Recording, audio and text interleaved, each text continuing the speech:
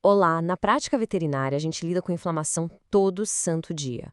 É uma pata inchada, uma pele avermelhada, um animal com febre. Mas o que realmente está acontecendo ali por baixo dos panos? É importante saber que a inflamação não é a vilã da história. Na verdade, é a resposta de defesa mais básica e fundamental do corpo. Então, vamos mergulhar fundo nisso e desvendar essa história complexa e, olha, fascinante da inflamação, desde o primeiro sinal de alarme até a sua resolução.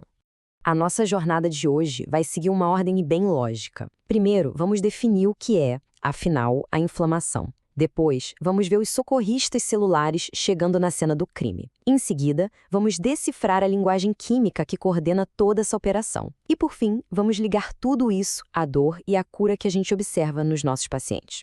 Então, para começar, o que é exatamente a inflamação? A melhor forma de pensar sobre isso é imaginar que é o sistema de alarme biológico do corpo. É a primeiríssima resposta a qualquer tipo de dano ou invasão. E aqui está a definição mais formal. Veja bem, é uma resposta protetora. O objetivo final não é causar estrago, mas sim eliminar o que causou a lesão lá no começo, seja uma bactéria, um vírus ou simplesmente tecido danificado. E a partir daí, dá o start no processo de reparo. É um mecanismo de sobrevivência, pura e simplesmente essencial.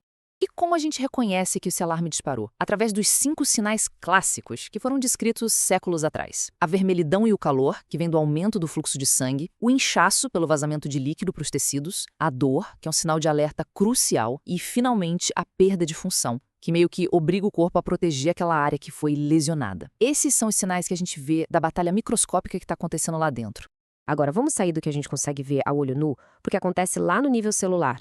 Como é que os primeiros socorros do corpo, os leucócitos, sabem para onde eles têm que ir? É uma coreografia impressionante. Tudo começa com um pedido de socorro químico. Quando um tecido é danificado, tipo por um espinho, as células que foram machucadas e outras células sentinelas, como os mastócitos, soltam uma enxurrada de mediadores químicos. Esse é o chamado que mobiliza as tropas. Para um leucócito sair da estrada do vaso sanguíneo e chegar no tecido, ele precisa passar por 4 etapas cruciais.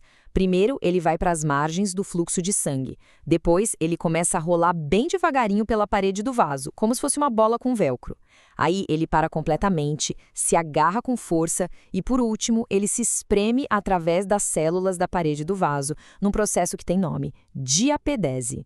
Agora, o que é fascinante de ver aqui é a base molecular disso tudo. Esse tal rolamento acontece por causa de moléculas de adesão mais fracas, as selectinas. Só que o sinal químico da inflamação faz o leucócito ativar outras moléculas de adesão, bem mais fortes, as integrinas. E a imagem mostra direitinho como as integrinas se ligam com tudo nos seus parceiros na parede do vaso, travando o leucócito para ele poder sair. Ok, uma vez que o leucócito saiu do vaso, como é que ele acha o alvo exato?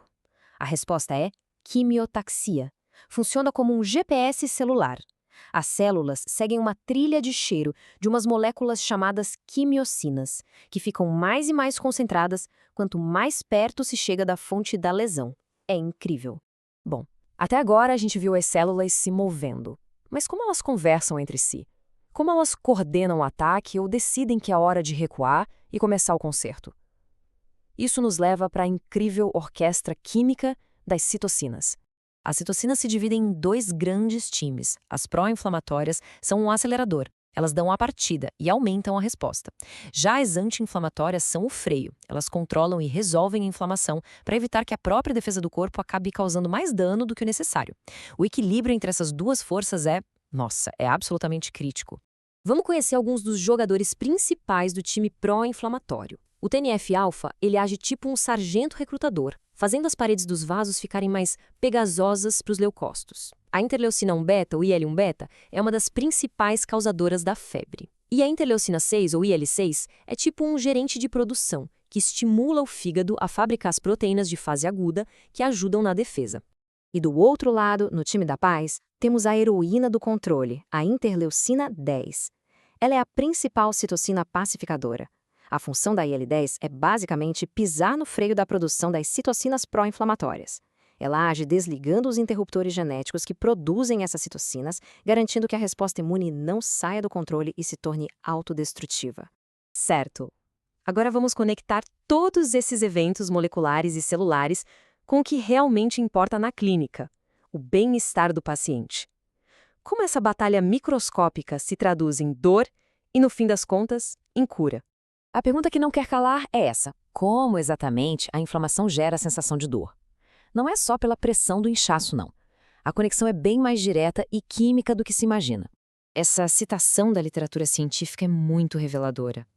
Ela diz que as próprias citocinas, aquelas mensageiras do sistema imune, podem agir diretamente nos neurônios que sentem dor, os nociceptores. Elas basicamente aumentam o volume da dor, deixando os nervos hipersensíveis. Então, como elas fazem isso? De várias maneiras. Por exemplo, elas ativam a enzima COX-2, que produz substâncias que sensibilizam os nervos. E é exatamente aí que muitos anti-inflamatórios que a gente usa atuam. Elas também estimulam a liberação de outras moléculas de dor e podem até aumentar a sensibilidade dos receptores que detectam calor, fazendo um toque normal se tornar doloroso. É uma verdadeira tempestade perfeita para gerar dor. E o que acontece quando o sistema de freios, como a IL-10, falha? Aí temos dois cenários bem perigosos. A inflamação crônica, que é aquele fogo baixo que nunca apaga e causa doenças degenerativas.